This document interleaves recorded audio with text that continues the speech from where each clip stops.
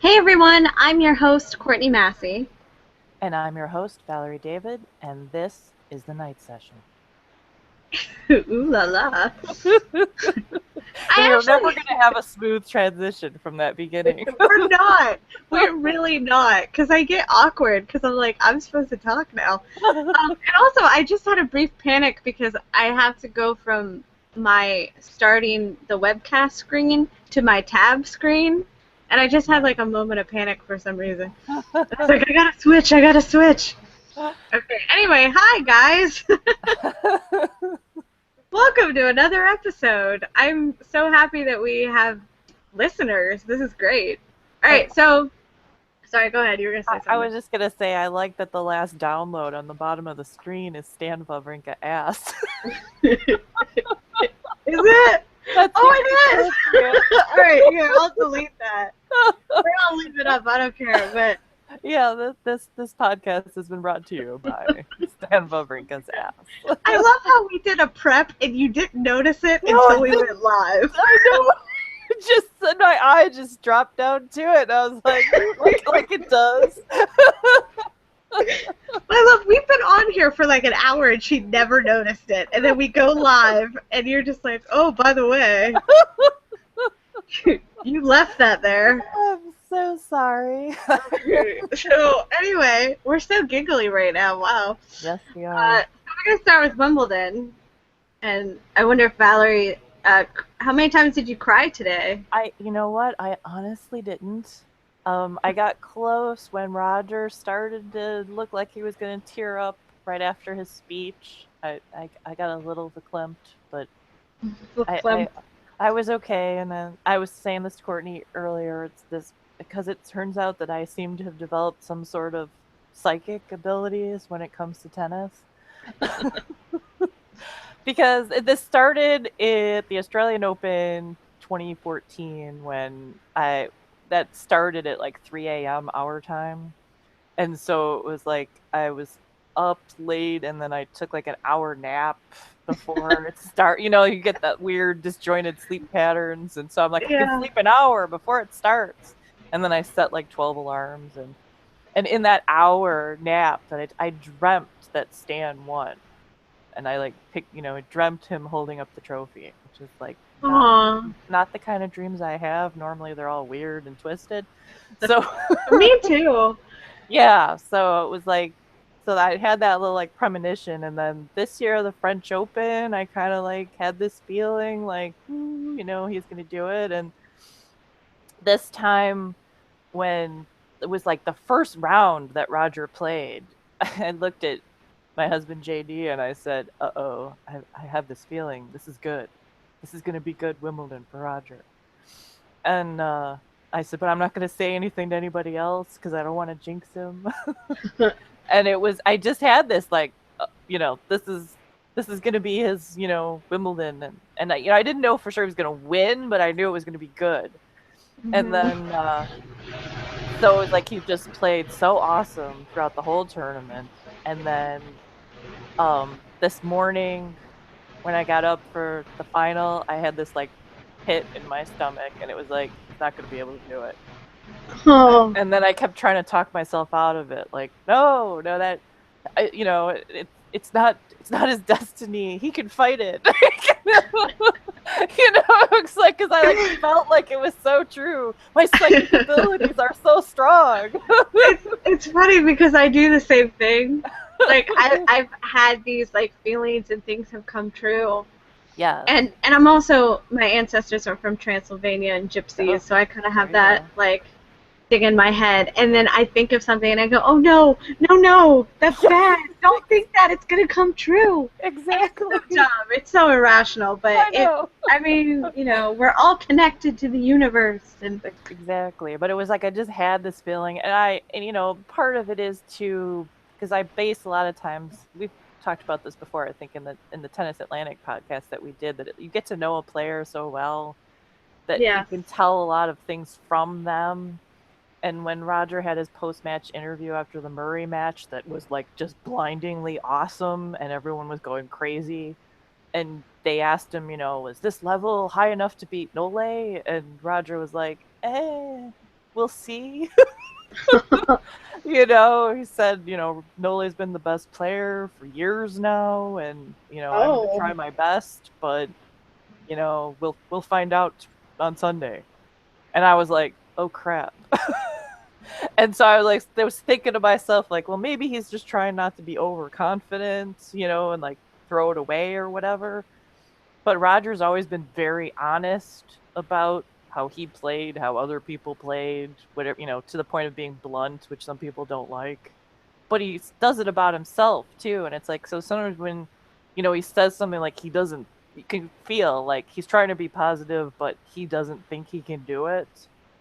And so it kind of felt a little bit like that today, where he thought it was just like, I've got to get lucky kind of a thing. Like, you know, I can hang in there the best I can, but, you know, he's the favorite kind of a thing.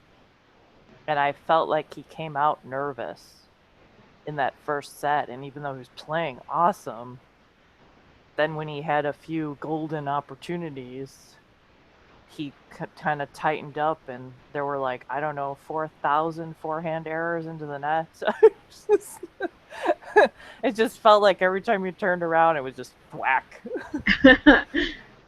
Yeah, I do a draw challenge before every tournament, and I picked him to win. Yeah. Which I typically go Novak a lot of the times, but I did pick him to win, and I thought, I wasn't sure what his chances were, and I knew Novak was gonna. I predicted a Novak Federer final, and I thought he did have a very good chance after the Murray match. Right. After that, I was like, yeah, he can do it. He can do it. But yeah, it didn't happen. But Novak's tough. Like, he's so good in these finals. Oh, yeah, well, that's what, you know, a lot of people were saying. Well, you know, Nole didn't play his best in the semis and all that, and he's always got a hangover from the French Open, which they've been saying since this tournament started, and I'm going, he doesn't do that. That doesn't happen to him. It's like, it's another slam, and he, you know, he's gonna, you know, push really hard to the end. He does. I wasn't picturing him just going, oh, I lost the French Open again, I'm gonna completely, you know, tank out in the first round. I wasn't feeling that from him, and then that's what happens is his semifinal wasn't that great, but he won anyway. And when he gets to the final, you know, he really wants this, especially after losing the French. So he was really motivated, and he kind of does that go for broke thing, that when it works, there's nothing you can do against it. You know, he hits some, you know, searing return straight at your toes. Even Roger, you know, with all his skill, even if he gets it back, he's like off balance and stuff like that. So there was so many people on Twitter that were like super hard on Roger, like, oh, this is like the worst he's ever played. And it was terrible to watch him being average, someone said. Being average. So average. And it's like, they act like Roger plays against a backboard in every match. So it's like, he was serving at 80% and doing awesome in this match. Why couldn't he do it in this one? And it's like, because Murray and Nole are not the same person. You know, it's like, Murray is very good. Different. He played well, but they have different styles. And Nole is obviously, with all of his slam wins and finals, is a higher caliber. And you know, he just pushed Roger harder. And I mean, that way that Roger got out of the tiebreak in the second set, I mean, I think I would have been a lot more upset if he had lost that second set, because the first one was kind of like he could have had the first set. Yeah, he had chances and just didn't work. Yeah, it was up a break, and then he lost the break, and then, you know, he was up late, and then he just like tanked the tiebreak. You know, that Edberg said if they had gotten the first set, it would have been a different match. And it's like, well, yeah, because if you'd squeaked out the second one too, you'd be up 2 sets. You're gonna have a different frame of mind. Yeah, definitely. But you know, you're down a set, and then you barely squeak out a second set.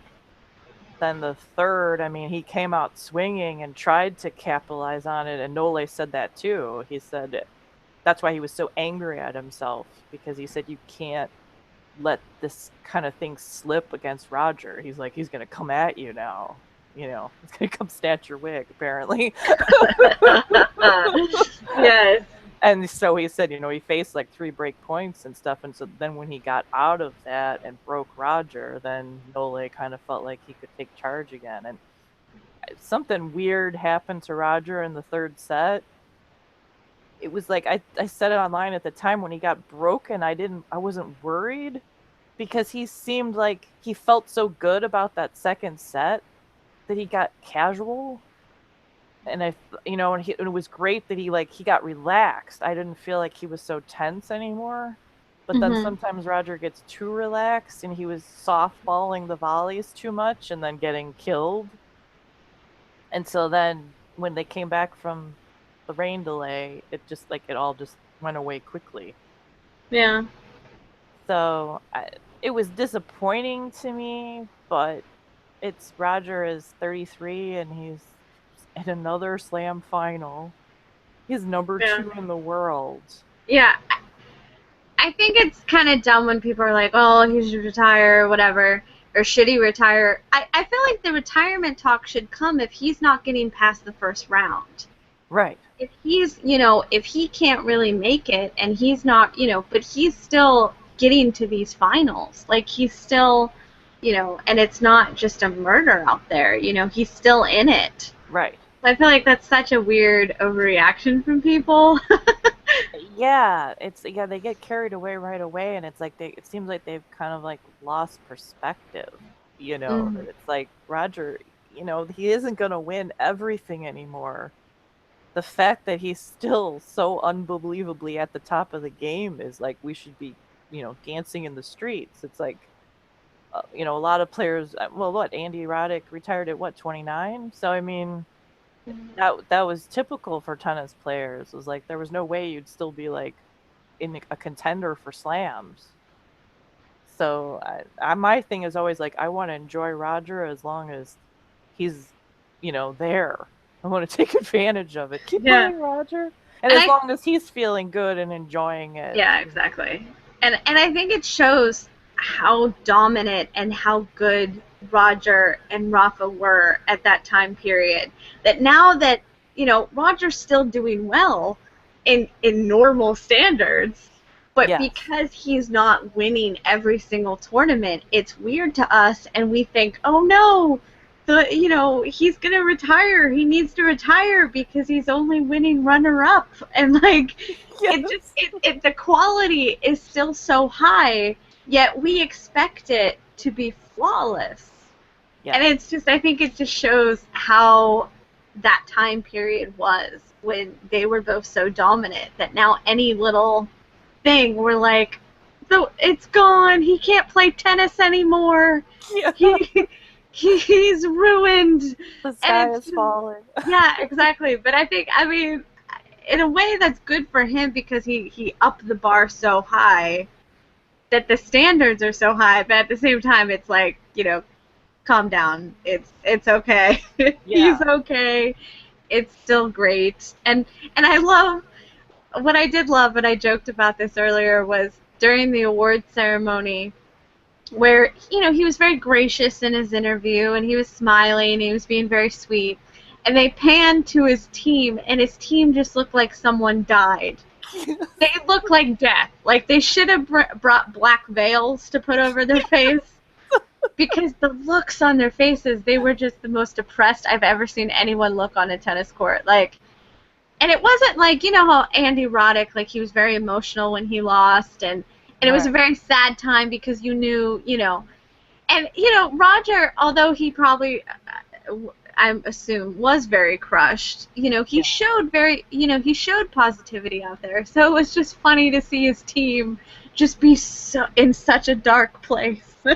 Yes, it was in the interview. He was like so charming, and you know, he's making little jokes about, you know, oh, Nole wasn't just good, you know, in this match. He's been good the whole tournament and the whole year and the year before that. And, and you know, and he's kind of laughing, and then they pan to Merican, who looks like she's shell-shocked, and she looks around and goes, "Oh, people are clapping. I'd better clap." You know, it was just like totally like devastated. And they said that Edberg, they saw him later and he looked devastated. And it just, I felt like that was a very big reaction because for me, I mean, I don't know Federer and I don't know his relationship with his team, but just like if I was with a player, you know, I would still want to show positivity and like, oh, you know, you still made runner-up. I'm still proud of you. I'm still going to clap when you say something funny and smile at you. And no smiles. There was no smiles. They all were just death. They were just at a funeral. And it was just very depressive, and I was just, it made me laugh, because I was just like, oh my gosh, they're taking this really hard. And it's not like he hasn't won anything. Yeah, right, yeah, it's not like it's his, you know, his last chance to ever win a Wimbledon. It's like, he's got 7 of them. Yeah, so that's why I'm like, you know, smile a little bit. It's okay. It's going to be okay, you guys. Don't worry. Yeah. It's going to be like, you know, and I can understand if maybe they knew that he was taking it hard or something, but it just seemed funny. It just seemed really, and then, you know, they show Novak's box, and they're jumping up and down and freaking out, and then they show Roger's box, and it's just at a funeral, and it just, I thought that was hilarious. Yeah, well, I was just going to say that I wanted this picture up because it was, that Roger, even though he lost, he still looked completely sexy and suave. He strutted around the court with his dish. Oh, like, I love that. Like, I am so awesome, you know, and I'm still awesome. And afterwards, too, he said that you know, that he's so happy that he still gets so much crowd love. And he says that's almost as important to me as winning. Almost. Which was, but it was kind of like shade to Nole, because Nole's always so ticked off that the crowd doesn't give him enough love. So it's like, Roger's like, I'm going to, you know, I may have lost, but look how good I look. And everybody loves me. Yeah, like, you might have won the trophy, but I have love. And that is a good diss, because Novak wants to be loved so badly. He does. He really hates people not liking him. And I feel for him, because I think he's very funny. And I think he tries, you know, to present himself in a good way and, you know, tries to do things for his fans. But people are not a big fan of him personally. And, like, he has a hard time connecting with people. And kind of like Maria Sharapova a little bit. Like, he doesn't have that love as the other players have. And it bothers him. It makes him so sad. And then it makes me sad. And I want to hug him and be like, it's okay. Like, I love you. You're fine. Yes. I started thinking that about Nole, that, you know, everybody loves Federer. Everybody loves a winner and all this kind of stuff. And it's like, you know, really, Nole is the person that most of us are in real life. Like, you're totally ticked off because why is that person getting all the credit? And I did a lot of hard work, and why doesn't anybody love me? And it's like, I can totally empathize with that, because sometimes Nole really does get treated shitty, and it's like, dude, look at all this stuff he did, and people are still like, yeah, whatever, we don't really like you. And it just makes it worse, because it agitates him, and then people don't like him because he's agitated. So, well, do you remember when he got booed at the U.S. Open? Yes. That affected him for a really long time. Yes. And I remember being very pissed off at that, because I think he really didn't like what Roddick said about him, and people just wanted him to take the joke and shut up, and he was open about how he didn't like it and it hurt his feelings, which I think he has a right to say. Right. And the crowd just booed the crap out of him. And the look on his face, and that affected him, I mean, for a long time. Yeah. So I love how we're like, Roger's awesome, poor Nole. Nole won the trophy. I know. This kind of sums it up right here. And then, so oh, here's poor Nole. Valerie sent me this, and this is my favorite thing ever. This is from Big Cat.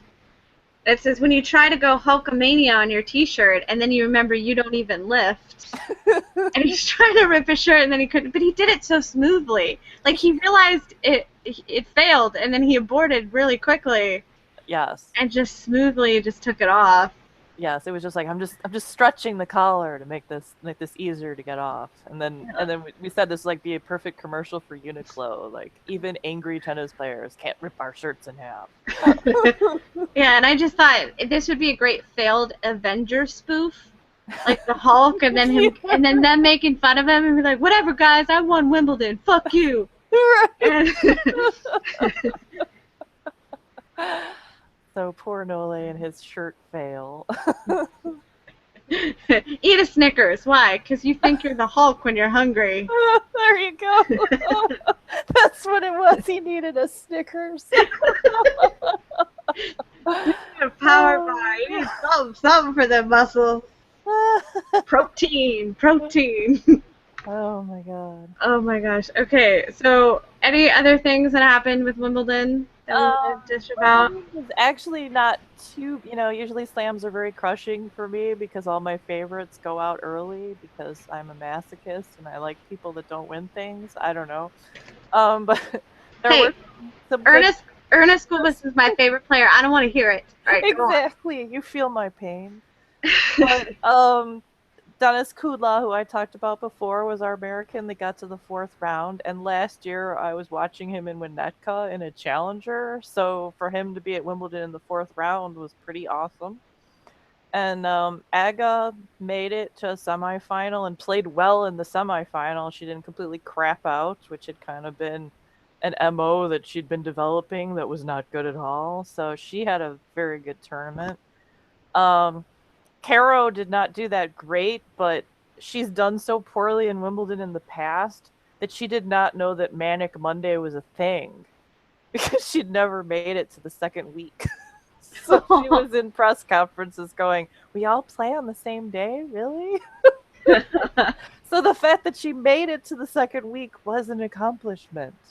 Yeah, definitely. So, but as I predicted, all of my favorites in the bottom half of the draw did cancel each other out, and Serena won, like, everyone pretty much predicted. So I did like when she put the dish on her head. That was great. Yeah, did you see that? I'm still not sure about that. What being like funny or like? Yeah, like I have so many of these that I can just play around with it. I don't know. I have those weird hang-ups about, I don't know, tradition things. It's kind of like when they told that story about Rafa that was supposed to be charming, where he was just flying regular class and he was trying to stuff the trophy that he just won in the overhead compartment. That's like the Andy Roddick commercial. Do you guys remember the American Express Andy Roddick commercial where he had to shove the trophy into the overhead compartment and it came out and hit him on the head and knocked him out?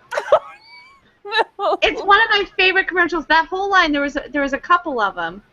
We'll have to find that for next time. Where he won, and they should be on YouTube. It was a long time ago, but they were the best commercials. There was a bunch of different ones. There's one where he says he came back and he won the trophy, and he told the person in the airport doing the tickets that he wants 2 return flights, so that this time the trophy can sit next to him instead of hit him on the head. And there's one where he's taking the big check and he's trying to get through the door of the airplane and he's stuck. And like, there's this whole thing. It was one of the best commercials. I wish I would have thought of that before. I would have geared it up, but. Well, we can do it for next time. That'll be something. But yeah, but that's really funny. So Rafa just recreated that commercial that Andy Roddick already did. Yes. So I have that thing because I guess it's because the underdog thing, and I always think about there are people that would just kill to be able to hold that trophy and, love it and take care of it, and these people have so much that they're just like, just stuff it into the bin. I'll just balance it on my head. That's my thing. But I think the balancing. I think the balancing of the head was actually really funny because I think Serena comes off so serious and so intense a lot of the time that I like when she's more playful and not so intense because I'm kind of a doofus if you haven't noticed. So I'm not a very serious person and I like to be silly and dance around and be dumb. So I like that, but I can definitely understand where you're just like Yeah. But it's always the thing, too, about if it's your favorite doing it, then it's like, I think it's hilarious. So it's like I try not to be too judgy because it's like, well, if Stan had it balanced on his head, I'd probably be talking about how cute it is. So I should just shut my mouth. I know, but I get what you mean about how there are people that would just cherish it and just hug it, like not let it go. And those are always very special moments when you see someone win something and they're just like holding on to it, and they're just like staring at it in awe, like this is the most beautiful thing in the world. Like when you do home ec in high school and they give you an egg as a baby, and you have to like support that baby, that little egg, and you can't break it. So yeah, I definitely get that. So, but I'd say all in all, as far as when we've had Wimbledons and stuff, this one was pretty good, and two very good players won the title. So, I can't complain too much about that. Yeah, exactly.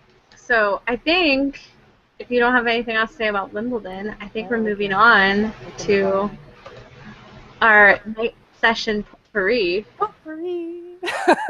Potpourri! I love how Valerie just does our sound effects from now on.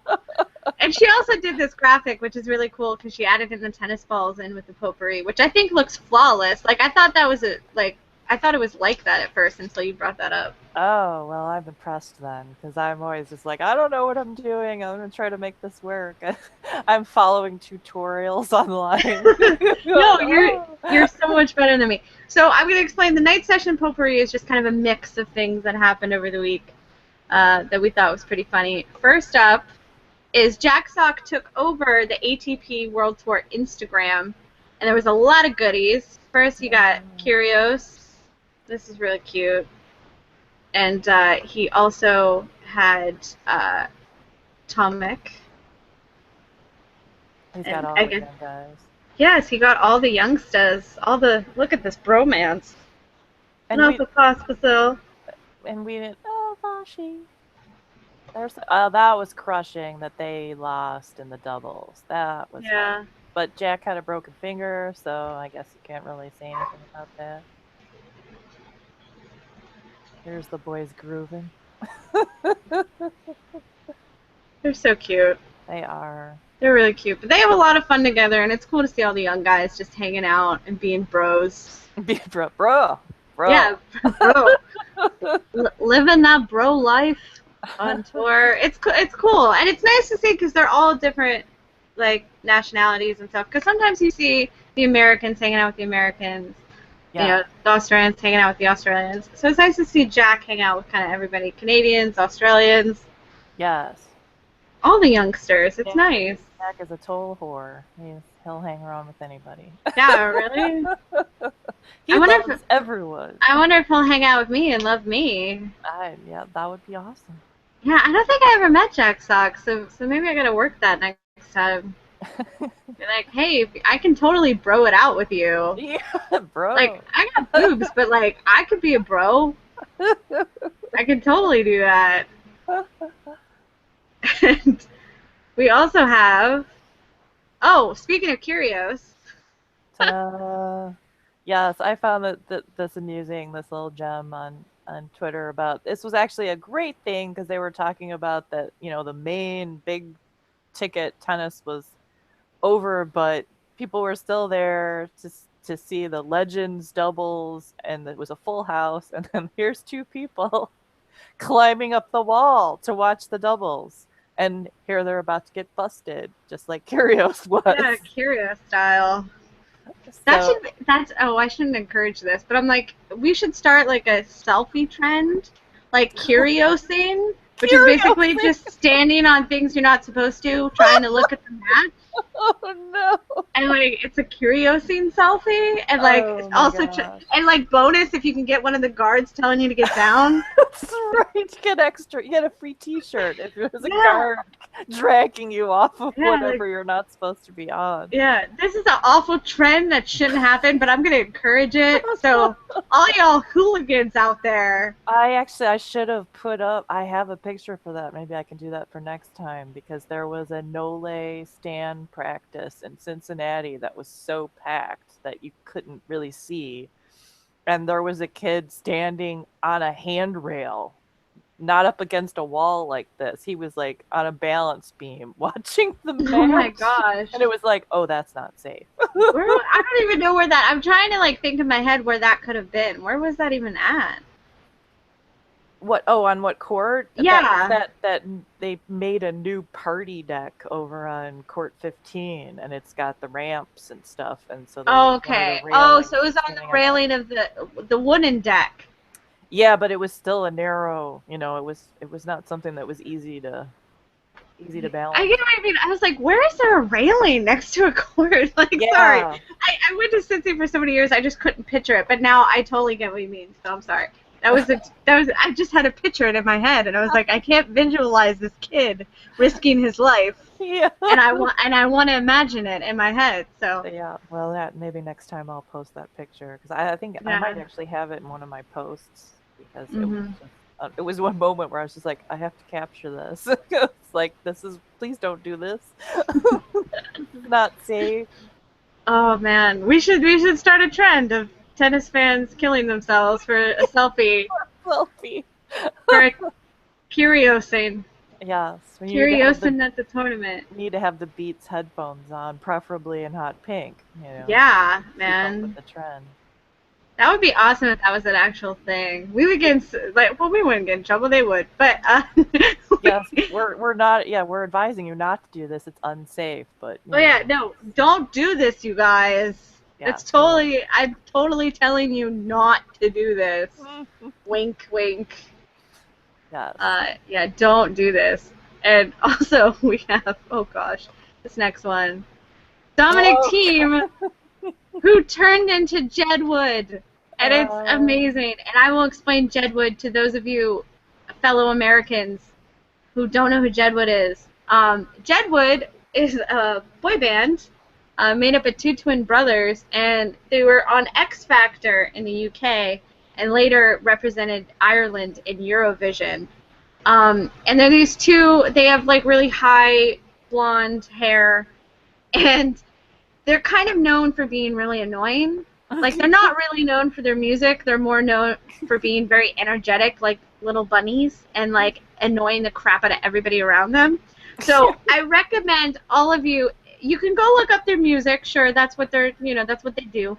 But you should look up British panel shows like Nevermind the Buzzcocks, where they were a guest on it, just to see all the other guests, like actors and musicians and stuff, so annoyed at their presence. Oh, no. They're so annoyed. And even at one point, Noel Fielding goes, I love you guys, but you're bringing on a panic attack.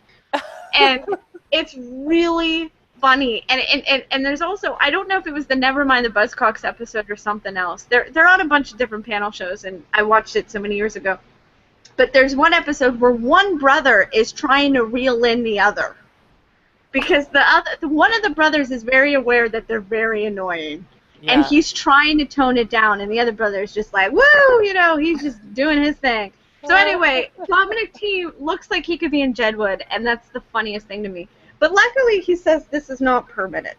Yeah, thank God, because it's not even that it's blonde, it's like cotton candy. It's like he's completely fried his hair and turned it into some weird concoction. Yeah, like lemonade cotton candy. I don't even know what flavor that would be. It's disturbing.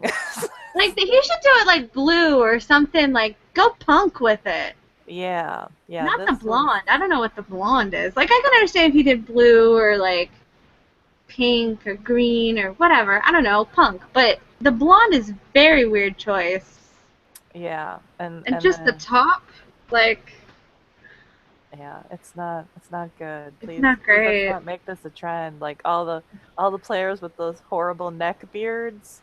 Let's not make this a trend as well. Neck beards. I hate neck beards. It's so disturbing to me. I hate neck beards when it's just on their neck and not on their face. Oh, that's really bad. I hate that when they grow like below their chin, but not their face. And I'm like, what is that? It's facial contouring, maybe. I actually have a couple guy friends that do that, and I want to tell them that that's not a good look, but I don't want to be mean. Right. So, guys, if you're listening to this, if you just grow your beard out below your chin, that's not...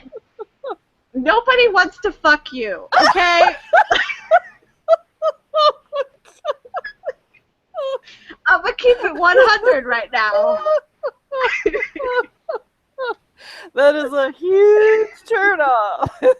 You are getting laid if you've only got a neck beard. It's not good. Don't do it. It's like those skinny white boys in high school that would do this little mustache, and they just look like they were gonna murder you. So, like, the skinny white boys, don't do that creepy white boy mustache when you're, like, a teenager. That's not good. And neck beards, don't do it. Oh my god, and the little lip beard thing too, the soul patch thing. That soul patch. Do people still do that? Yes, and especially when there's the same thing like the neck beard, the solo neck beard, when there's no other facial hair and that's all you have. It's like, oh god, no. It's like, I have hair here. People are gonna think I'm manly. No, you just look like a creep, and we're gonna run away from you. So, like, you know, clean shaven face is good. Like, if that's all you get, like, rock it. It's fine. We'll love it. Don't do creep. Okay. Sorry, we got way off topic, but it's important. It's freaking important. I think I'm gonna need a moment. Oh, you always blindside me with this stuff. That was not in my notes. I didn't know I was gonna say it. We did not prep for that. It was an unexpected but important PSA. Yeah. So absolutely. Okay, next. I don't even know what's next. Oh yeah. Benoit of neck beards. Yeah. No, but that's good. See, that's scruffy. Well, I'm pointing right now, and you guys can't do that too. See that great hair? You see how he's scruffy? Like, it covers his face and like the mustache, but it's connected to his beard, and it just looks scruffy and delicious. That's how you're supposed to do it. If you can't do that, shave it. Right. If you can't do what he has right here, that's very good. It's A+. Yes. Okay. Go on. I agree with it. In this picture, I'm okay with it. I prefer Benoit completely clean shaven, but he seems determined not to do that anymore. So I have to live with this. But sometimes he lets it get out of control, and then he had a stint for about a month where he was wearing turtlenecks, and he had this huge beard that would just go right into his turtleneck. It's like first of all, someone needs to give me a picture of that, because I didn't see that, and that sounds amazing. But yeah, Ernest Gulbis, I love when he's scruffy, like Benoit is in this picture. Yeah. But he's been like getting it really full lately. Yes. And I don't like it. I'm not in the. Some guys can rock the full beards. Yeah. A very select few can rock the full beards, but Ernest, I don't like it. It doesn't work for his face. It hides his face. Yes. And I think he needs to just stick with the light scruffiness. So. And all guys listening to this. Yeah, exactly. We're just telling it like it is. We're telling it. We're keeping it real. Dating advice. Look at us. We're talking tennis. We're giving you advice on how to get laid. Like, we are just a one-stop shop. Grooming tips. We've got everything for you. We've got Benoit Paire speaking Spanish. This is. Oh yeah, like we should move on to our actual topic instead of. Yes, this was an interview that Benoit did that was awesome. There's like a whole bunch of great quotes in it, and when I actually eventually do the post for this podcast, I will put a link into it for it. And I use Google Mangle to translate this, so some things might not be exact, but it's a pretty good. Sometimes Google Translate comes out and it's absolute gibberish, but this one was pretty good. So, he talked about being crazy, and it's kind of interesting because it connects with some of the things we were talking about with Nick Kyrgios and that, where he says that he thinks most players are crazy, but they're usually it's on the court, and he says you kind of have to be crazy to be on this tour a week in a different place. You know, it's like there has to be a little madness, but he said most of them are, you know, just normal off court. And he talked about, they asked him about his friends on tour, and he says he has a few, and Stan is one of them, so the Wawaire bromance is alive. Yes. He says Stan is a normal guy, serious and friendly. Off the court, we have similar characteristics, so we are very good friends. We have many common interests and live in the same city, which is Geneva. And he says when they're home, they get together and have dinner and a beer and an enjoyable time spent together. Aw. I want an enjoyable time spent with them. Can I come? Yes, I would I love I don't that. drink beer. I don't drink alcohol, so they can drink the alcohol, and I'll just sit there and observe them. That's right, and then they'll be, more susceptible to things. Yeah, and Oh, and they'll drink, and I'll be the only one that will remember. that's right. And have photos. Yes, This podcast has gone in some odd directions. it really Um, has. but Benoit also talked about how players that bet on themselves are assholes, basically, and also said that anyone caught doping is an imposter, and he wishes that they would get banned permanently. That he doesn't like that they actually could come back and play. So he really took a hard line on that one. I And don't blame that. I think. no, no, I like when players say that because they work their asses off doing it right. Yeah. And so I could see how that'd be frustrating to think that other people are taking the easy way out. Yeah, I get annoyed when fans are just like, everybody's doping, and if you don't believe that, you're naive. Yeah, I no. hate that mindset. First of Yeah. all, I don't want to think like that. Right. That's not how I think in normal life. Like, I'm always very positive and I believe in people until they give me a reason not to. And Exactly. I also don't, like in the world of wrestling, because I'm a wrestling fan, there's been a lot of doping issues in that sport, and I talked to guys, that I was friends with that weren't wrestling fans, so they're like, "Oh, they all do it." But in the current state of wrestling, they don't. Like, my favorites don't do that. Right. And I don't believe that they do that. And it's just, and they've, talked about it. And my favorite wrestler's scared of needles. So he always jokes that he wishes he can dope, but he's too afraid to. And he's also afraid, like, the wrong parts of his body will pump up and then he'll look freakish.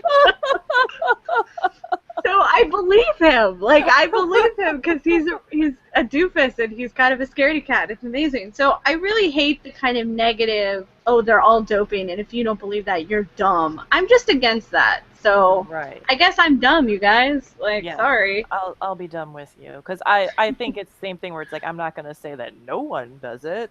Yeah, but I'm You not going to know, say everyone And I'm does. not going to say everyone does it. And it's like, and then what's the point of even watching the sport if you have that mindset? There's no way to enjoy it if you think everyone is a cheating asshole. So Mm-hmm. I prefer not to live in that world until Yeah, I'm forced to. That's which. exactly. Exactly. Um, a other thing that he talked about was that kind of because they're so busy, there's not a lot of time for a social life. And so he's happiest at the tournaments like the Masters and Slams where all the women are there too.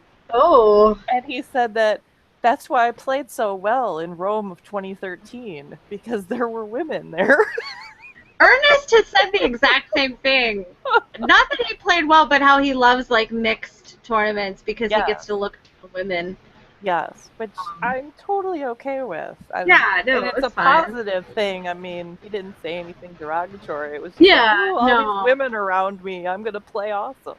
yeah, I like mean, I love when Ernest. There was a quote where he says, "Women are the most beautiful thing in the world to men," and there are no ugly women to him. All women are beautiful, and yes. Well, yeah, do love that about Ernie because he actually seems sincere about that too. Because a lot of times guys say that and then it's really not true. But Ernie does seem to be pretty cool about all women. he does. He seems to be very pro women. Yes, very pro. I'm very Very pro women. And the last quote from Benoit that I just loved was, you're going along in this interview and he's talking about, friendships and his tennis and his knee problems. And then they said, how do you see yourself in the future? And he said, on the beach, on the seafront, with a cocktail in my hand, one wife, which I like how that he specified just one, so he would be in One wife, Utah somewhere. not a polygamist. Not a polygamous, one wife, maybe a child, and many regrets about my career. That has to be the greatest quote I've ever heard a tennis player say. That's the best. Also, I love how you said cocktail because Cocktail, there you you go. you split it up a little bit. So I thought you were gonna say like with his cock in his hand. Like I thought that's where you were going with this. That was implied. And his one woman. That's His good. Only one. I'm a one-woman man. That's good. I like that he specified that. That's sweet. Yes, and you're just reading it and going, "Oh, this is sweet," and many regrets about my career. That's why he's drinking. That's why he's drinking. Exactly. It's the poor Benoit. And I really hope Benoit has a good career because he's just so awesome. And He's fun. He's entertaining, he's sweet, he's got a beautiful game. It's like, please do well. So that's our little Benoit potpourri. Benoit potpourri. And then I don't know if you guys watched this, I watched 7 Days in Hell last night. And here's the thing, I didn't know what to expect from this. It's a movie written by Andy Samberg, who's a Saturday Night Live alum, and it's based on the John Isner Mahout match from Wimbledon that lasted all that time. Yeah. And so it's based on it's based on that match. However, holy shit, you guys, this was the most ridiculous thing I've ever seen in my life. And I think it was amazing. I'm not sure. It was one of these weird things that it was so unexpected. It was, first of all, it was very sexual. At one point, Andy Samberg's character leaves tennis because he accidentally. Oh, well, you know what? I won't spoil this. I'm not going to spoil too many things. But at one point, he does an underwear line, which a tennis player with an underwear line, that never happens. But it's cut, so then the balls hang out. And they actually show this of a dude's ball hanging out, and he has this little pen or whatever that he's showcasing, pointing, and he's just touching the balls with this pen, and it's the weirdest thing. And then he ends up getting arrested and ends up in a prison in Sweden. And I made another joke that really a tennis player getting behind bars in Sweden, that never happens. No, never. And then during the match, at one point, a woman streaker comes on court. So then to draw out time because he was losing, he starts having sex with her in the court, and there's nothing in the rule book that says he can't have sex on court. So they just had to watch him have sex with her for 4 hours. Oh, God. And then a guy streaker comes on, and then he starts having sex with him. And, there's just so much sex and penis and balls. And it's HBO, and I think I forget how uncensored HBO is. But I think, you know what, John McEnroe's in this, Serena Williams is in this. So I didn't expect it to be as graphic as it was. And they it was might not just have either. yeah, it's just so much penis everywhere. The whole thing was just about penis, basically. But there was some jokes. It was actually funny because there were some jokes that we can relate to. At one point, Kit's character pulls off Andy Samberg's wig, and everybody wasn't supposed to know it was a wig. So I did tweet that last night. I tweeted, look away, Andre, this isn't about you.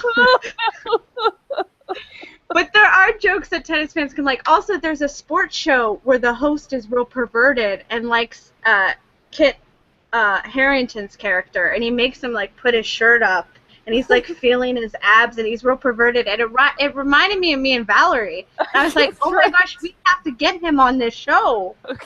He's perfect. So the thing was, it was actually really funny, but it was crazy. It's the most bonkers thing you've ever seen in your life, and it's very sexual, and you will see a lot of penis and balls, and I'm totally tuning in now. Yeah, no, it's very not safe for work. It's the most inappropriate thing about tennis, but it was kind of amazing. So I had to talk about it on here because I had to tell you, if you guys want sex, just look no farther than this batshit crazy movie. It had nothing to do with his Mahout. It had nothing. There was nothing similar. Because I thought, oh, they're gonna base it on it. It's gonna be similar. No, it was not similar at all. So everybody, go watch it and tell me what you think, because it was insane. So yeah. I think I'm looking at my notes to see if I forgot anything, but that's kind of the points I wanted to highlight. So we can move on to I didn't make a segment title for this, but I thought of calling this Caroline Wozniacki Wants None of Your Shit. Because, or I could have called it Resting Bitch Face. There you go. I could have called it so many things, let's face it. But Caroline Wozniacki had a little bit of trouble in her press conferences this week.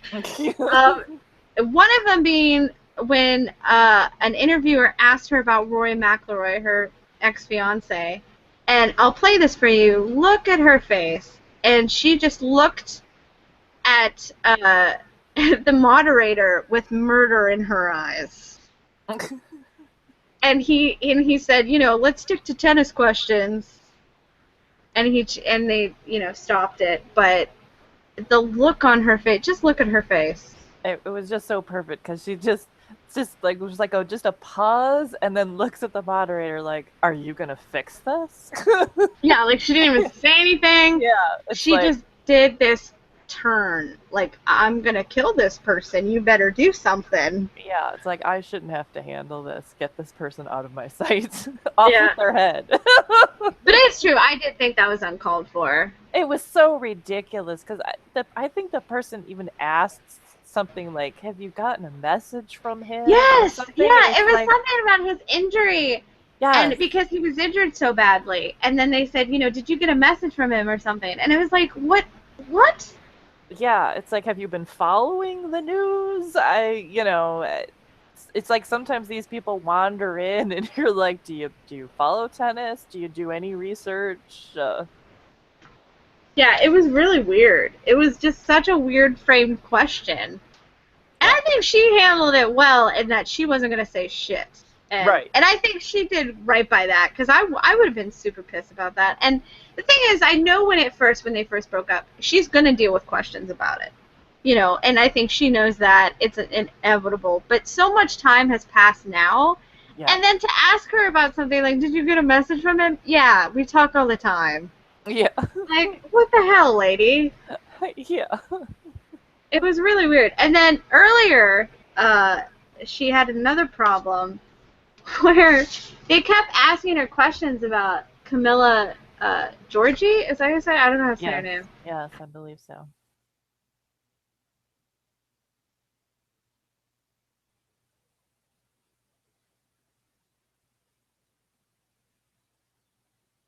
And was like, are we in Camilla's press conference or are we in mine? I'm starting to not know exactly. You can ask her.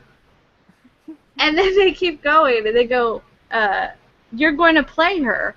And she goes, I really don't know what's going on inside of her head. I'm sorry. I know what's going on inside my head. That's all I can answer. And they go, I was asking you. And she goes, next question, Jesus. Like, Jesus, come help me. I can't take it anymore.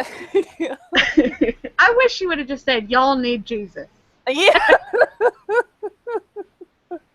And I couldn't find the video of it, but I thought, I mean, that I don't really know why she got testy. Yeah, I don't know. CARO's kind of funny because she's, you know, known as Miss Sunshine, and she's always cheery all the time. And then sometimes it just seems like she's got a day where her tolerance is really low, and, you know, she'll really let the umpire have it in a match over something small, or in a press conference she'll really, you know, get short. I mean, she had that one press conference where she came in and said, you guys always ask me the same question, so I thought I would help you out. And then she did like a 20-minute monologue. Oh my God, that's amazing. Answering all the questions like, well, I was feeling pretty good during the match, and, you know, I was protecting my serve, and, you know, how do I feel about playing this next person in the round? She just went off all the stuff, and it was actually hilarious. Honestly, I think I would have just peed my pants. Like, I would have been on the floor peeing my pants. Yes. And just hysterical and just losing my shit. I would have just lost it, because that's kind of genius. Yeah, it really is. So I would have loved it. And you know what? I think the Roy question was out of line. This question, you know, it wasn't that bad. But it's tough as a journalist, because now we're on the other side of it. Yeah. And it's so easy to make fun of dumb questions and get frustrated with, like, what they're asking. But being on the other side, it can be stressful. And you can work really hard on these questions, and then things not work out the way you want it to. Like, the questions come off badly or in a different way. You don't get the reactions you want. Yes. You get thrown off, and then sometimes they end up answering multiple questions in one answer, and then it's hard for you to go off script because you have this like checklist, and then you end up repeating everything, and everyone's like, "What she's done? They just answered that." Yes. And it's not easy. Like, it seems like it would be really easy, but it takes some practice. But there are like some piss poor journalists that come in this room, and you're just like, how did they get a media credential? Right. Well, that's what a lot of people come in and they haven't watched the match. Sometimes they've come in from a newspaper sent them or something, and they don't even know tennis. So, like, they think CARO and McElroy are still together. It's like a lot of times it's like uninformed people. But some of the stuff is that press conferences, the players do them after every match, and they've been doing them for years. So there's like the questions have all been asked and answered. So a lot of times people come up with these goofy questions because they're just desperate to try to get some different kind of response from the player. Yeah. And it's worth the risk because sometimes even if they're obnoxious about the question, they might say something really funny. And so then you've struck gold anyway. But sometimes it falls really flat, and then you look like a moron because you asked them what their favorite food was or whatever. But it's just a lot of times it's just a desperation to try to relieve the boredom of exactly. 700th question about their backhand or whatever. Yeah. And there was I don't want to call out the person that did this interview, but there was a question that someone asked a retired player, and I see this question a lot, and I don't understand it. They asked, because this person had won as a teenager, a Grand Slam as a teenager, they said, so when do you think we're going to see another teenager win a slam or win this thing like you did? How could they answer that? Like, they're not psychic like me and Valerie are. Like, how can they possibly? It just seems like a wasted question. Like, when they ask them to just pick words out of their ass. Like, when do you think a teenager is gonna win? How could they know that? Yeah, right. Yeah, because you have to be a little more specific. Like, if you think, like, what do you think of a particular teenager? Do they have the same qualities you did? Yeah, it's like you got to do a little better job on that. I read the question, and it was just, when do you think we'll see another teenager win big? And I'm like, what the hell? March 12th. Yeah, exactly. Like, you can say, and I don't want to call out who did this, but because I've seen it a lot. It wasn't just one person. I've seen this kind of trend a lot where they want players to predict these things, or they want their views on them, but they frame it in a weird way. Like, you can say, are there any up-and-coming players that you have seen that you think could make it big at a young age, or make it, far in their career, or whatever. Like, you can frame it in a way where you can say, look, are there any up-and-comers that you're looking at that you're impressed with? But that's not really you want them to pick this answer out of their butt, and it's just this weird, it's just, I feel like it's a wasted question, and it's just, like, they don't have an answer. They don't know. Like, ask them something about themselves, not this imaginary future that, like, you're creating for yourself. And it's a weird thing. And I wanted to ask, like, at the time, I wanted to go, why that question? Like, why, what do you expect to get out of that question? Right. And I didn't end up listening to the interview to see what the person answered. But it was just, it bothers me. Like, when people ask these, like, really, like, futuristic, like, predict the future. Look at your crystal ball that's in your tennis bag, and tell us who's going to be the next teen sensation. Who's going to be, And I don't know. I found that weird. Yes. So now we get a little serious, you guys. We're going to talk about Sergei Stakhovsky for a little bit. And yeah, I know. I'm kind of dreading this topic, to be honest with you. We're running long. Let's just skip him. That would be worthy. Here's Stakhovsky. Never mind. I know. I do. Oh, I don't know. But I didn't make a title thing for this either, but I was going to call it, How Many Tennis Shoes Can Sergei Stakhovsky Fit in His Mouth? I'll let you introduce this and set it up. Yes, Stakhovsky has been saying obnoxious things on Twitter for a very long time, and he finally said too much. And he gave this interview where he was saying that for some reason, I think they asked him about, are there anybody with alternate lifestyles on the tour? And he said, oh, no, the ATP tour is completely normal. And he said there are no gay people in the mainstays in the top 100. And they told him, well, Martina Navratilova thinks differently, and she just thinks it's a shame that no one feels comfortable coming out yet. And he said, well, she can say whatever she wants in the women's locker room because every other woman is a lesbian. That's why I would never let my daughter play tennis. So this obviously caused a big stir, and people were pretty upset about it. And for once, both the ATP and the WTA came out with statements. Stacey McAllister said, it's sad to think in this day and age there are people who are narrow-minded and speak derisively about women based on sexual orientation. It's a sad reflection of old thinking, and I'm proud of all our WTA players who are forward-thinking, treat everyone equal, and reflect life in the 21st century. That's a big statement. Booyah. Yeah, booyah.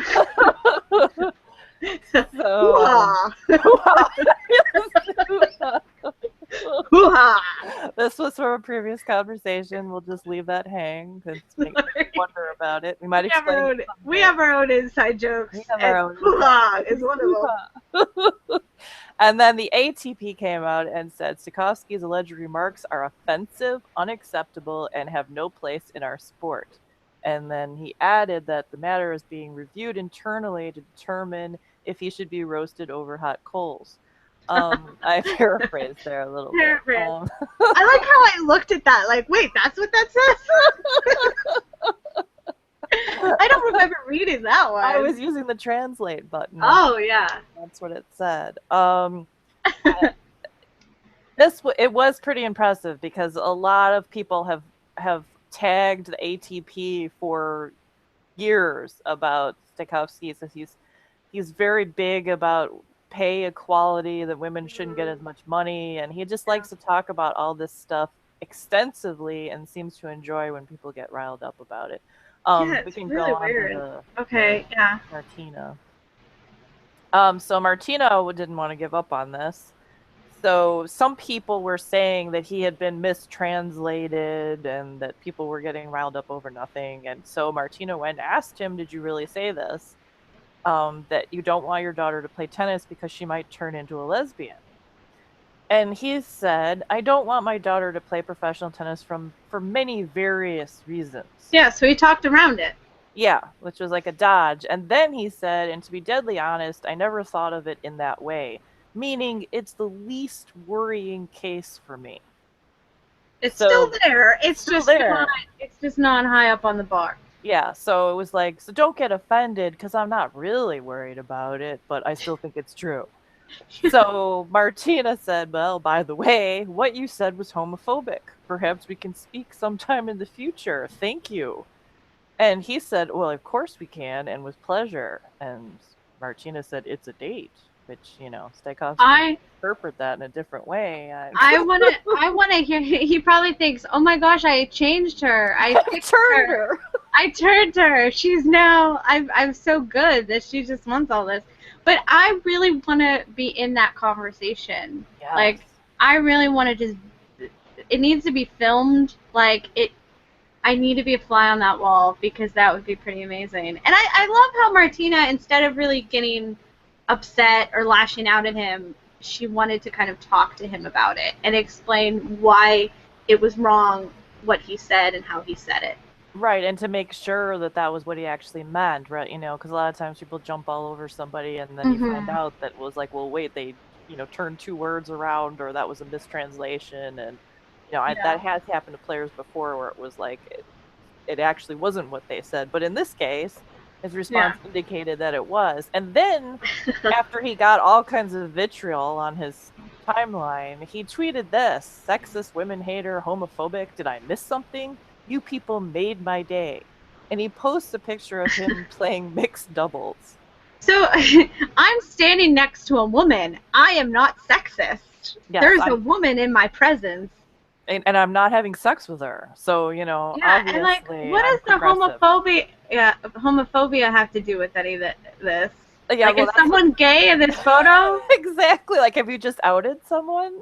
Yeah, like Wait, I'm like, is who's? Lindstedt in the top 100? It's just, you know. Yeah, like I don't, I don't understand this. Here's the thing, I have kind of a personal story with Sergey. It's very tough because I've always loved Sergey.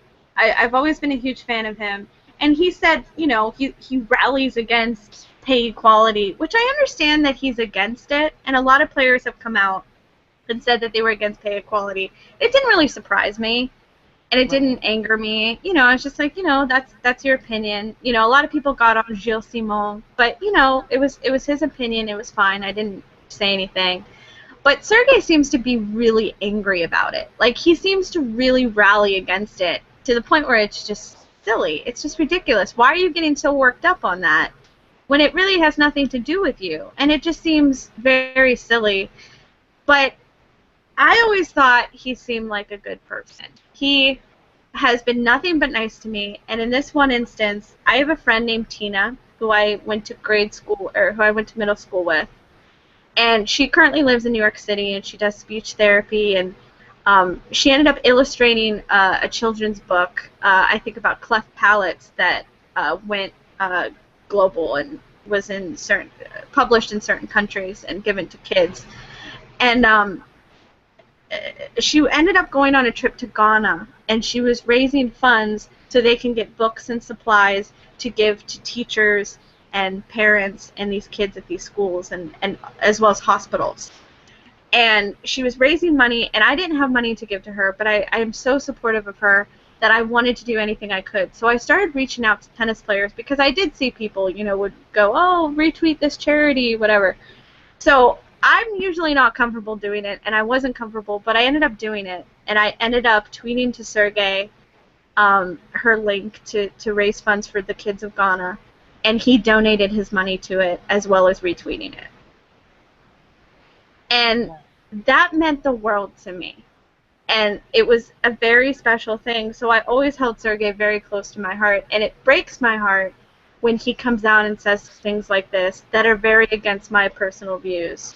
And I just think, you know, I'm straight, but if I was a lesbian and I was a fan of Sergey, to have him come out and say that he wouldn't want his daughter to play tennis because I would be standing next to her in the locker room, like, it hurts, and it's very upsetting, and it's hard because, you know, I grew up in a small town with a lot of more conservative people, and I'm very liberal. And I also fell in love with bull riding, and the bull riding and rodeo world are deeply religious conservative. I mean, they're very against gay marriage and a lot of the things that I believe in.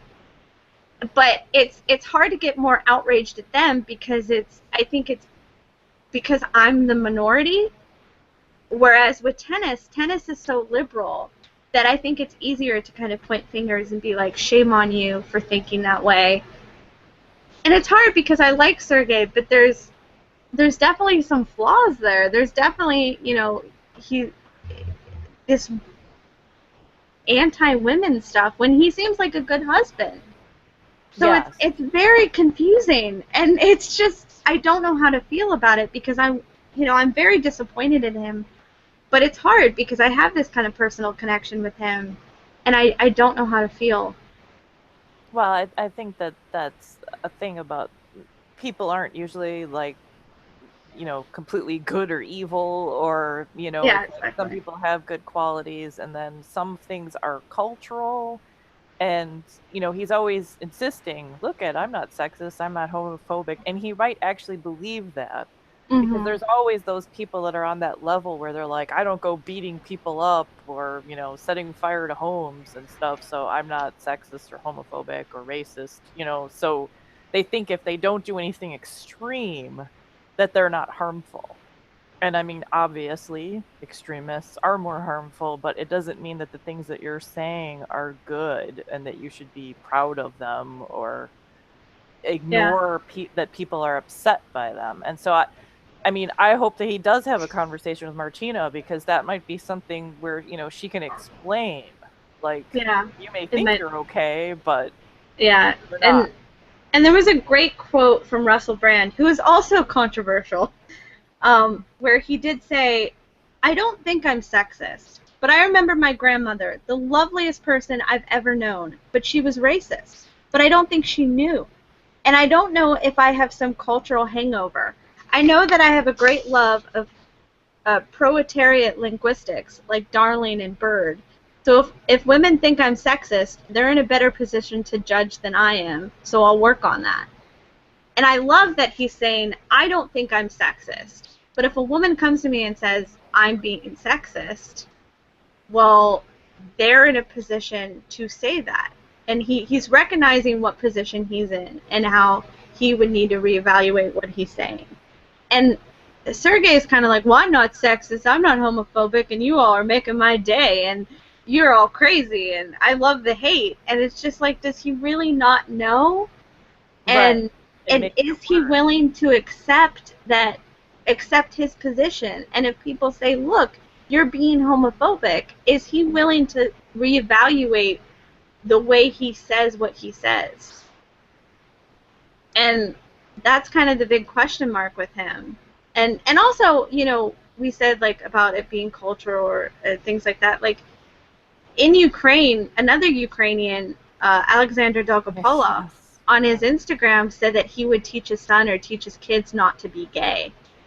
Right. And that, you know, caused a lot of uproar too. So it's difficult, you know, with different mindsets and where you grew up and where you were raised, and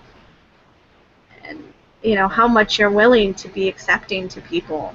And it's a tough subject. It is, and I'm somebody who is, I don't like huge amounts of censorship. I don't like that people have to like apologize every 5 minutes for something because someone somewhere got offended. I'm always hesitant to jump on those bandwagons, but when you're in a position where many people are telling you you're offensive, and they've been telling you many times, you have to at least stop and think about it. At least entertain the idea that maybe you're doing something wrong, and that you should try to at least look at this in a different way. And instead you get this like super bravado, like, I'm going to be right about everything until the end of time, and I don't care what you say. That makes people even more offended. Yeah. Which maybe he enjoys.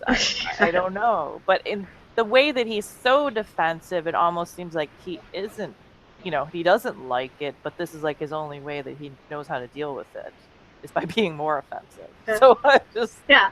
And I'm glad you brought it up, because I'm the person that I love when people are real. I love when people showcase their personality, and I don't want everybody to be the same. I don't want everybody to say the right thing at the right time. You know, I love personalities. Like, and I always say I like Ernest Schoolbus. I like Nick Kyrgios. I like them being themselves, because I think in that way you get to support the people that you like, the people you relate to for whatever reason, for their talent, for their personality, for who they are. And I don't like when people are fake. So I would prefer Sergey talking as he feels, regardless if I get mad or not. I think I would rather know than have him be fake and then find out and get disappointed. And yeah, right. You know, I would rather them just be themselves. But at the same time, you have to be mindful of other people. And I think there's a balance of speaking your mind and being yourself without trying to hurt other people around you. Right. And be respectful of other people. And I think there's a way that you can present that. It's a fine line, but I think you can present it well. But I encourage people to be themselves, and because I want to get to know them. Because, you know, that's a big deal for me. If I am supporting someone and I find out that he's, look at, Bill Cosby, or somebody who, right. Is accused of awful things later in his career, and then you're just like, I looked up to him. I looked up to this person, and this person wasn't who I thought he was, and it's just soul crushing. And I would rather look up to people who are flawed, who are real, or or not look up to them. I would like that choice of knowing who they are and being who they are. Right. No, I totally agree with that. So we can move on to something a lot more happier next, which is Valerie. In praise of challenger events. This is always like the best and the worst time of the year, because the one challenger that is in our area is in Winnetka, Illinois, and it's during the second week of Wimbledon, which is very good for the players, because any of the players who go out in qualies or an early round, they don't have to just sit around and watch everyone playing Wimbledon for the next week and a half. They come here and try to make some points and some money.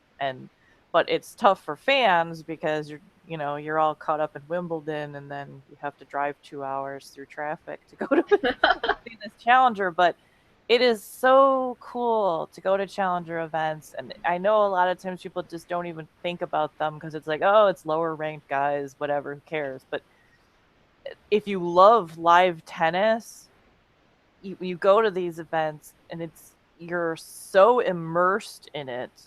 You're so close to the action. These guys are still really good players. And also the nice thing about it is the guys tend to be more evenly matched.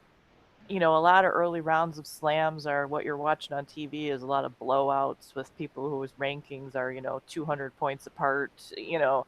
When you go here, it's like these matches are real battles, and they'll, be, tight 3 sets with long rallies, and because it's America.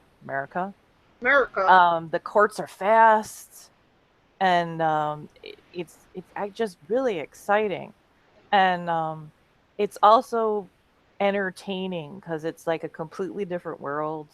Your general tennis tournaments are kind of shiny and organized, and there's lots of security, and everything's real impressive. And then you go to the challenger, and the guys are getting their drinks out of some cooler that someone brought from their home. Yeah, exactly. And the courts are cracked, and the seating is like something they glued together from other things, and it's kind of hilarious. And the guys are real emotional.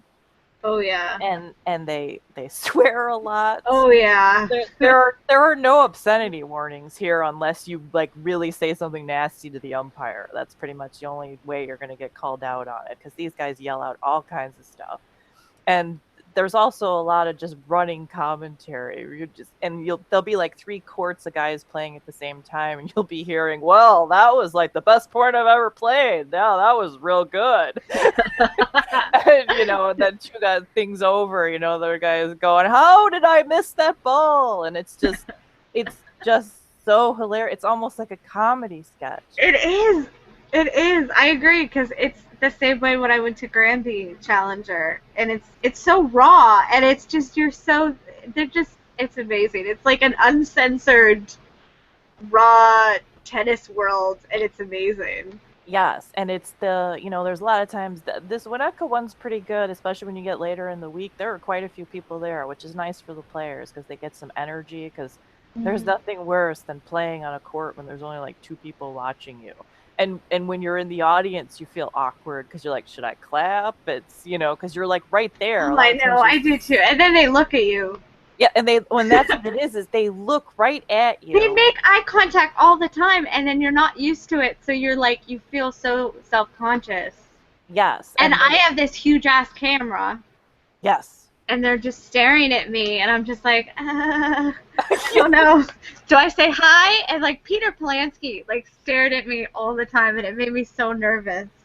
Yes, but it's like I noticed that they're very aware of, like, they're looking for fan base, because these guys don't have Federer, Yes, exactly. They don't have 500 people. So, and especially like you're here in America, like Blaj Kovacic was playing on one of the smaller courts, and he was playing an American who might have been even a local kid, And so he's getting all of the love, you know, from the crowd, because it's just most people are like, oh, American, yeah, that's who we want, you know. And I'm going, Blige, oh, I'm so happy I get to see Blige.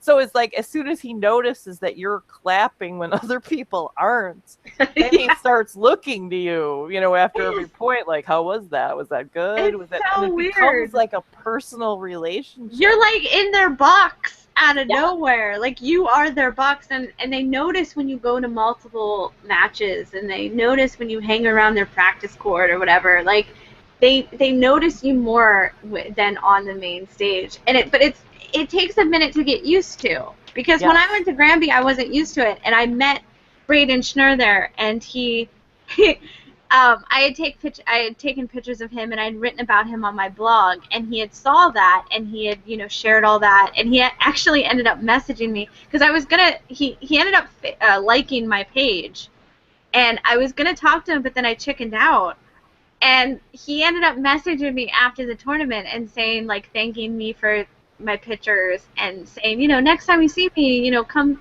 say hi. And I felt bad that I chickened out. I was like, I didn't know you would want me around. Like, it's a great feeling. It's something that for fans, I think, can really get into if you want to be a fangirl.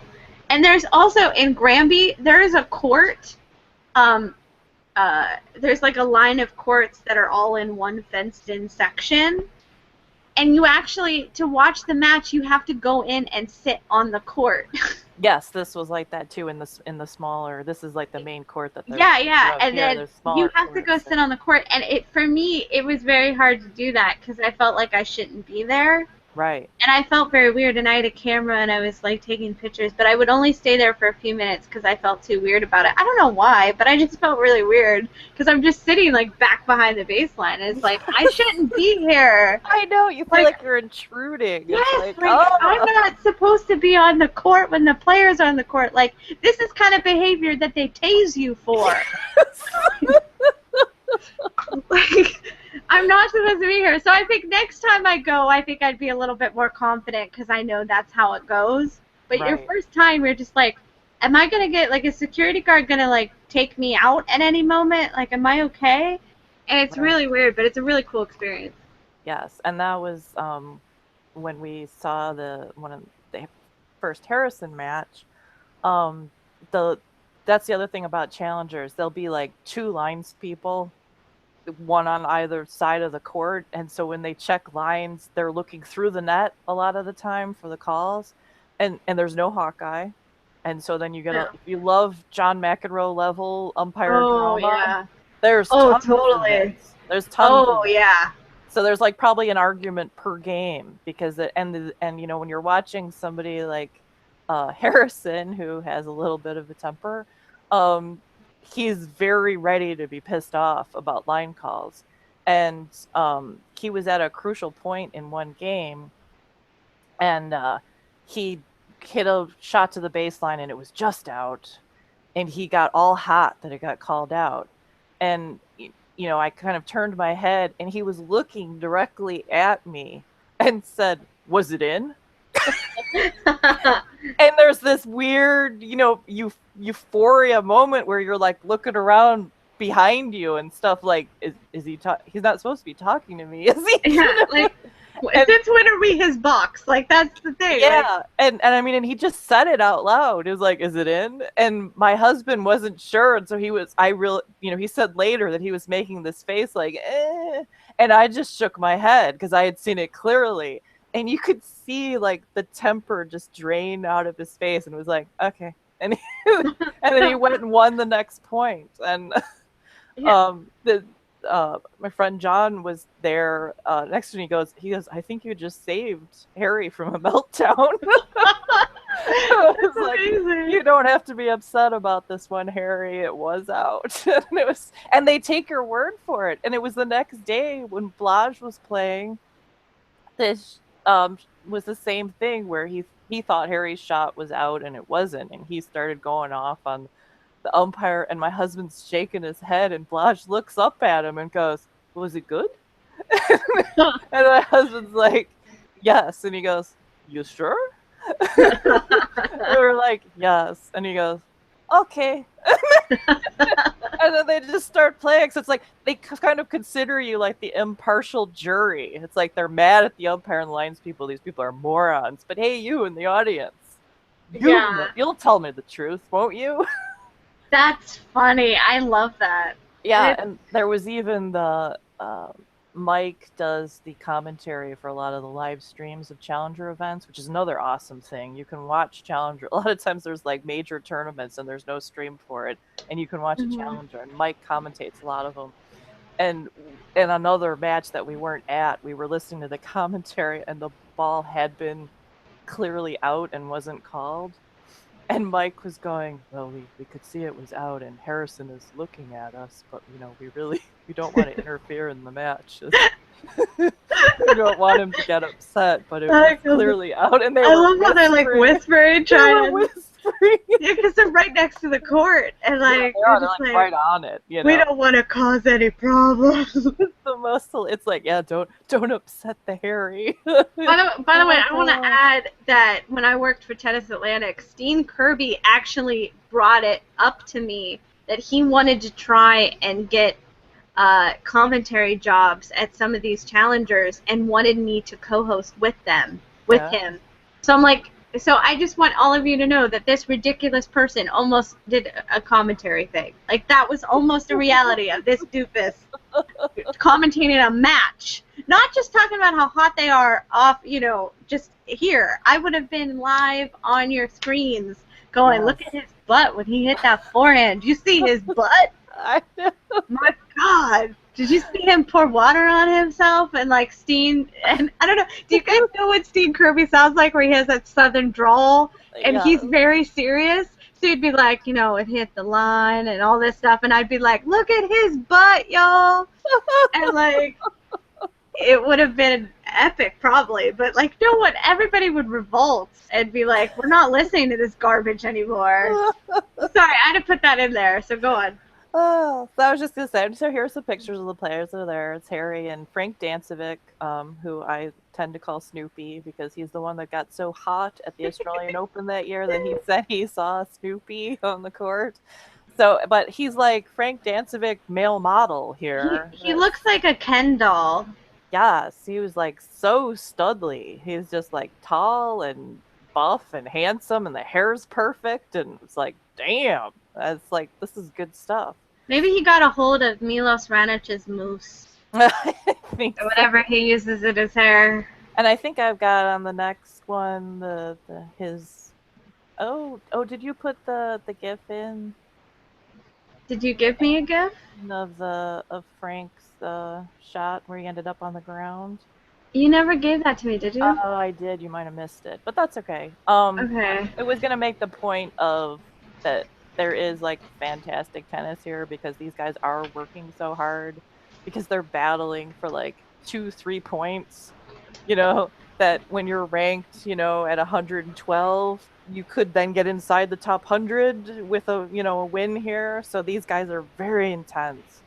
And Dancevic had a point where he hit the deck after 2 separate volleys, got back up again, and won the point.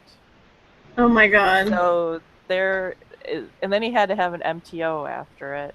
Aww. Which my husband says at a challenger event means you get a Scooby-Doo Band-Aid and 2 Tylenol. And if you're lucky, they might go to the corner and try to score you some kukushkin. Ah! Kukushkin! I actually forgot. Valerie told me, she's like, I have a kukushkin joke to add in. And I totally forgot. And I'm so happy I forgot because that was so great. And here even Blaj is laughing. You can see. Blaj, I don't know if any of you guys watch vintage TV, but Blaj is like a cross between Tommy Haas and Latka from Taxi. Oh my gosh. A steady reference. Steady. Oh my God. A stream of consciousness talking on the baseline, and he's Slovenian, so it's like half Slovenian, half English, and he has this cute little high voice, and you're just dying. At like one point, there was a bug on the court, and he's like, stop the whole match. And he's going, it is too fast. I cannot catch it. It's too fast. It is too fast. And He's walking in circles. It's too fast. I cannot catch it. So a lines person had to come over and catch the bug for him, and then he just stood there and laughed. I mean, oh my gosh! I just want to see him. I just want to see him running in circles. It's too fast. It's too fast. It's too fast. I cannot catch it. I just imagine like a dog trying to catch its tail. That's what it was like. It's too fast. I can't catch it. And so, I mean, these umpires are, you know, God love them. They put up with unbelievable stuff. And so, if you get a chance to ever see Blage in any tournament, you have to watch him because he's epic. No, I'm gonna catch a bug in a jar and release it during his match. Right. Just was instant entertainment. Yeah, I'm gonna train a bug to go really fast in circles. And then he's gonna get dizzy and it'll be adorable. So that's the Blage love. Oh, and another wonderful thing about Challenger events, at least at Winnetka, I don't know if other ones are like this, but I assume they might be. There are a lot of on-court interviews after the match, and they generally interview both players.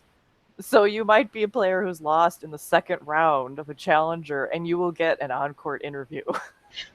Because a lot of, like I said, a lot of the players are hometown players, or they're at least American players, and so people are like, I came all the way out to see this guy, and so they always take a couple minutes to talk to them and, you know, ask them, you know, what they're up to, what you know, event they're going to next and stuff. So, but Harry was the winner in this case.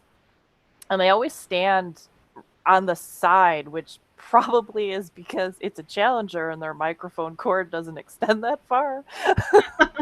So it's very hard to get pictures of them because they're crowded up against one side of the court. But I liked this picture of Harry because it was just like we talked about with Stan in the last podcast. The waist to ass ratio is so fantastic. It really is. I mean, that butt is popping. It is amazing. A lot of, like, Stan has a little bit, like Fabio. A lot of the guys have swagger. Harry is like, so he has like beautiful posture. He's got big shoulders and he always walks very straight up and down. The ass just is like so prominent. Just bouncing behind him. It's amazing. It's like mesmerizing. So I'm sorry, Harry. I don't mean to perv on you so much, but yeah, it was funny because when she showed me this picture, when I pulled it up, I went, "Wow, his ass stands out!" Like I just went, "That is just like in your face." Yes, and I saw people listening to the podcast, I think, are starting to get the idea that I have a type. A booty fetish? I have a booty fetish. We always joke that we're Tina Belcher from Bob's Burgers, where it's like all about the butts. All about the butts. All about the butts. So I like how we both said "so" at the same time. So moving along. Like we're getting good at this. We're starting to talk the same.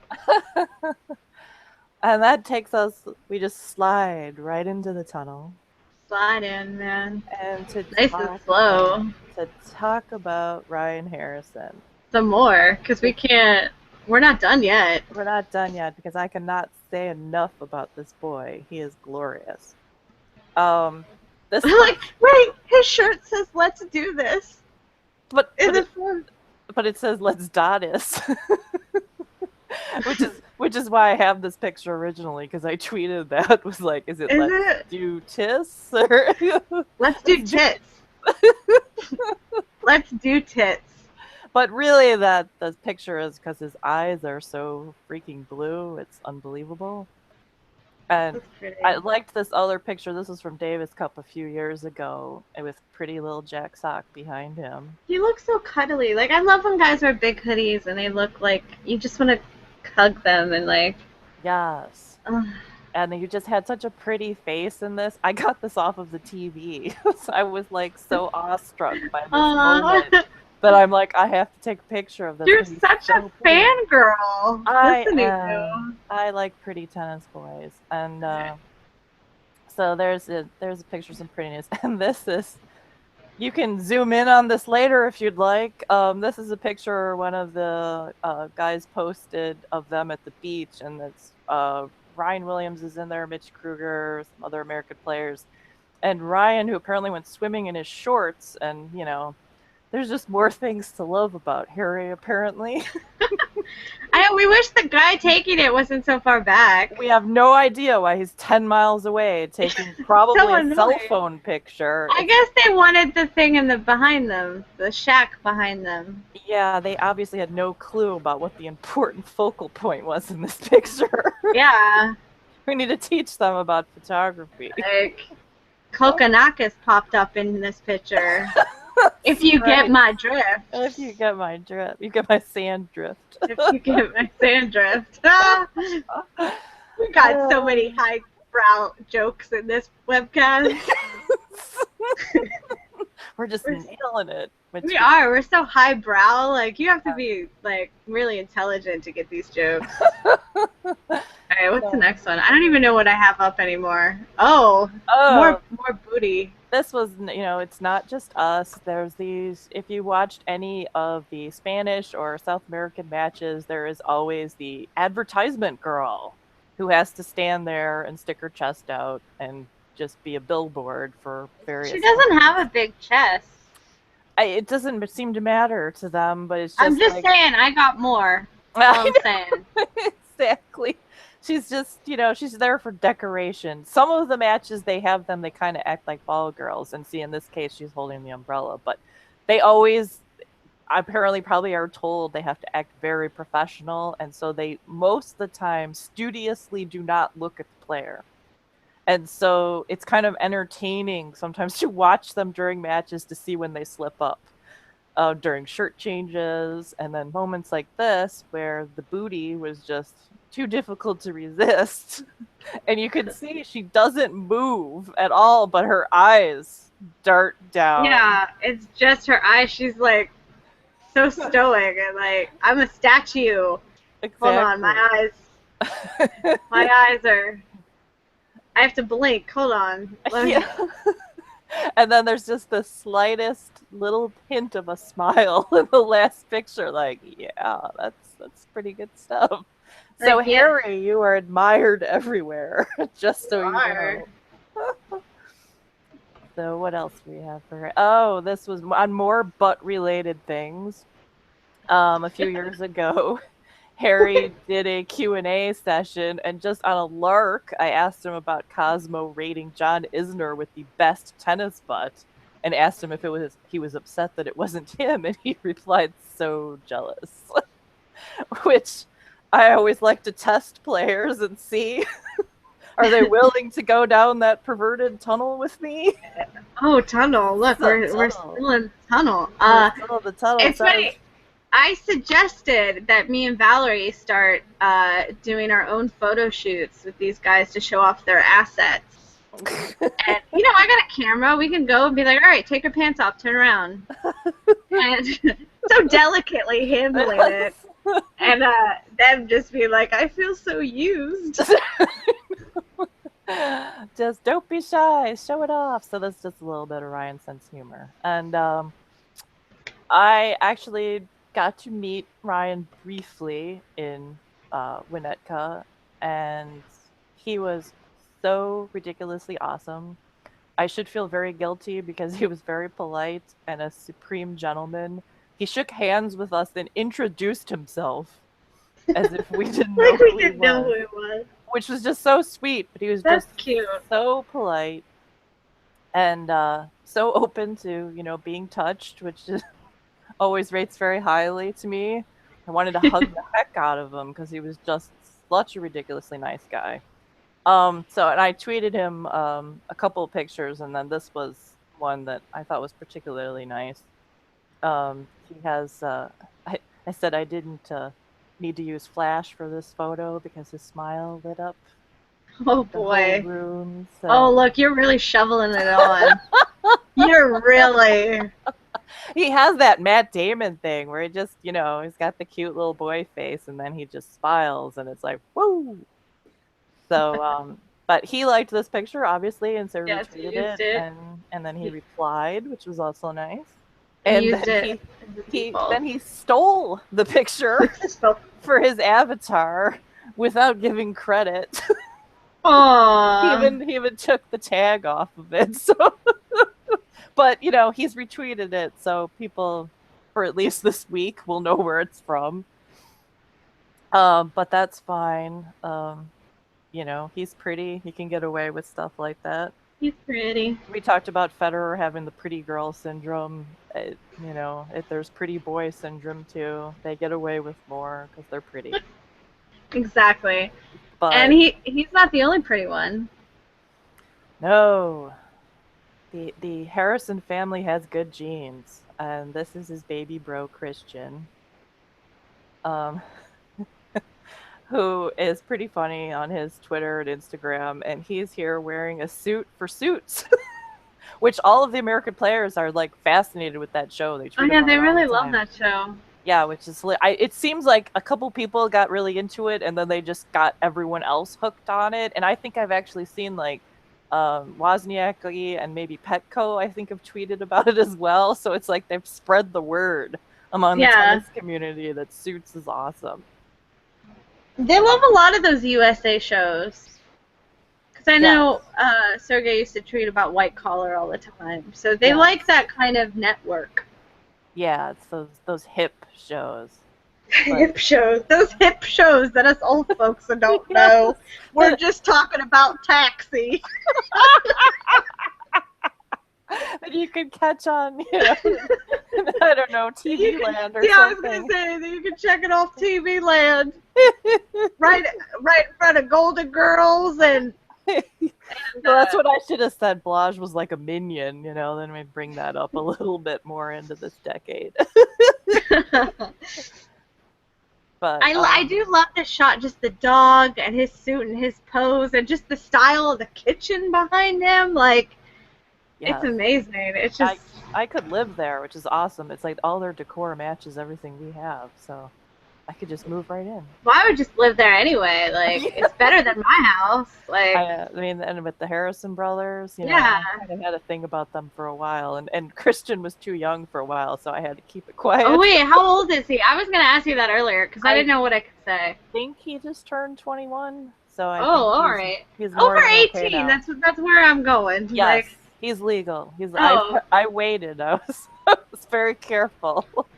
Yeah, he looks very suave there. I could live there, hang out with him, cuddle with that cute doggy. That's right. So, and they're both awesome. They're both... Christian's really sweet on Twitter too. They're just really nice guys. All I've ever heard from any journalists or any people that have dealt with them is that they're nice and polite. And I always say it's like they're boys you could bring home to mother, but she'd probably keep them. So. You know what's funny is my mom, like, is not into, like, the typical American dudes. Like, my mom would be happy. Like, she loves Ernest Gulbis. Like, she used to always say that I'm not allowed to get married unless it's to Ernest Gulbis. And now, you know, I love this bull rider, a Brazilian, Kaique Pacheco. And she, you know, she likes the foreign boys. Yes. She wants me to bring home these hot foreign dudes with accents. That's what she wants for her daughter. Which is very weird for, I think, mothers, especially because Ernest is such a bad boy. And she's like, no, he's fine. He's fine. You stay with him. Yeah, I tend to, too. It's like I'm not that big into American players, but I'm very happy when I can be because I kind of like rooting for my own country. And I've always liked the Harrison brothers. They're awesome. Mm-hmm. And that's kind of going back to that Challenger event, too. That's another thing where it's kind of cool when you go there and it's all these... There's all these American guys, and there's just all this testosterone, and they're just very American and, you know, macho, and I like the intensity of it. It's kind of a fun departure. So that's riding in on bald eagles, carrying a flag. That's right, totally. All right, so we're gonna move on. Still the butts. We talked about Stan's ESPN body issue for a very long time now. And we're going to tell you where to get your hands on it. The magazine, not his butt. Sorry. But Stan's ESPN body issue went on Stan's this Friday, which was July 10th. So you should be able to pick it up anywhere magazines are sold. And I'm not sure the availability outside the U.S. But definitely check wherever you get your magazines typically. And if not, there are websites like eBay and Amazon, etc., that sell copies on the internet. So hopefully you won't have trouble getting it. Yeah, absolutely. And although I say that I don't that you can't get your hands on his butt, actually I do have a tip. If you take a picture with him with his tennis bag on, and you want to put your arm around him, and you can't go up because you're too short, all you got to do is go low, baby. And you have access. So that's my tip for you. I actually know somebody who did that to a player. I do too. It was actually accidental, but they didn't end up minding, and the player didn't seem to mind. So I'm not going to name any names. They know who they are. But I know a person. I'll name names. I think it was my friend Leslie and Songa, I believe it was. So she can confirm or deny that. But I'm pretty sure that was what happened. So, but yeah. And then there was this quote from the ESPN Body issue that I really honed in on, where he said, "I can keep my fitness and strength at a high level for hours and hours." So he can last at a high level. At a high level, yes, so it's not going to be shitty. It's going to be awesome. It's not gonna go down for hours and hours. It's gonna be like peak fitness and strength for hours and hours. He's gonna keep that up, like. And I have to say, because I think I talked a lot about being disappointed in the last one, in our last artistic nude section. This was the third picture that ESPN released, and I do rather like this one. Yeah, I do too. That's my favorite. Yeah, I've been spending a lot of time with it. Spending a lot of time with it. I am an ass and thigh woman, so the fact that that's like the angle of it is totally focused on that, I absolutely love. Really? You're an ass woman? I would have never thought that. That's surprising. I'm actually really like shocked at it. I'm actually kind of appalled. Like, I don't want to be friends with you anymore. I know, it's like so disturbing. But this one and you also see like the power of his upper body and the nice shoulder muscles, and then there's the little teeniest hint of arched eyebrow, which is very Stan. So this one has just like a hint of personality. But it does have that power and stuff. I noticed that was also bothering me about the pictures, was that they were kind of shooting Stan from like afar, and it was making him look kind of small. And that's my big thing about that, they weren't showing his power that everybody loves. Yeah, his power that he has for hours and hours. Yeah, hours and hours of power. And so this one is, I mean, the quote's perfect for it, because this one is like, oh, you just see the bulging muscles. And... He lasts longer than my iPhone. Exactly. Who needs any other entertainment when you've got Stan? Yeah. Doesn't even require batteries. You know, you might have to charge them up a little bit. Foreplay is important. Get rid of the neck beards. Yeah. Say yes to foreplay. Yes, yes. All right, we got some more Stan. This was Katie on Twitter found this because in response to our podcast, when I was talking about that, they kind of showed a weird type of backhand from Stan that he doesn't usually do. His follow through is usually this beautiful open stance, and here's an example of that. And we were like, if this had been the kind of picture they had done with him naked, oh my god, that would have been amazing. How awesome would that have been? And it would have been artistic and beautiful, just like Stan wanted it to be. I know, I would have needed some alone time then. Like, no, I mean, it would just have been beautiful, and all his muscles would have been all bunched up and beautiful, and with the light streaming on it and highlighting every curve. So really, ESPN, you've got to up your game a little bit. Yeah, man. We want it. We want it. And then here's just a little cuteness from Stan. He tries to put stuff on Instagram and Twitter that show his little bit of his daily life kind of thing, and here he is roasting some peppers apparently. But everyone was talking about the fact that he used the eggplant emoji or aubergine, as it's known on some. Oh, you did. You can't really see it here, but yeah, You on your can't see phone it you here, can. yeah, because it's yeah, you can see it on it's because it's purple, and this has generally been considered a sexual emoji because really, why else would there be an aubergine emoji?